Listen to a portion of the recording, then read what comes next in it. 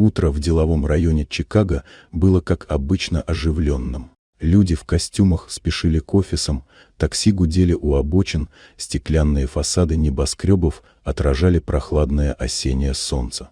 На 20-м этаже одного из таких зданий находилась штаб-квартира инвестиционной компании, принадлежащей миллионеру по имени Роберт Миллер.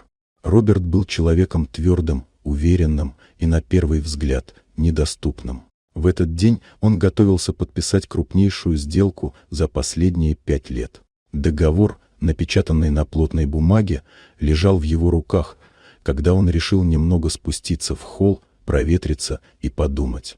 Внизу, у стены, на скамье для посетителей, сидела маленькая девочка лет 9. Ее звали Эмма. Она ждала свою маму, Мишель, которая мыла полы в офисах наверху. Девочка тихо листала старый журнал и иногда поглядывала на часы. Роберт заметил ее, подсел рядом, и между ними завязался короткий разговор. У него в руках был тот самый договор. Эмма бросила взгляд на бумаги, и через несколько секунд ее взгляд изменился. Она указала пальцем на документ и спокойно произнесла, что это фальшивка.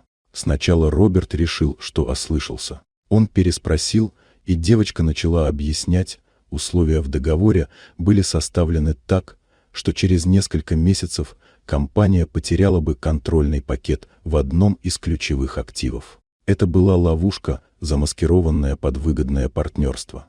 Он вчитался внимательнее и замер. Все было именно так, как сказала Эмма. Подробности, которые мог заметить только очень внимательный юрист, были объяснены девочкой простым языком, но без ошибок. Роберт не мог поверить. Он спросил, откуда она это знает. Эмма ответила, что ее мама – юрист по образованию. Она окончила университет с отличием, но после эмиграции не смогла устроиться по профессии. Без опыта работы и связей ее просто не брали. Чтобы прокормить дочку, она устроилась уборщицей. На следующий день Роберт вызвал Мишель в свой кабинет. Впервые в жизни она вошла туда не с ведром, а с документами. Он предложил ей должность, сначала как стажеру, потом как штатному юристу. Уже через полгода Мишель стала руководить юридическим отделом компании.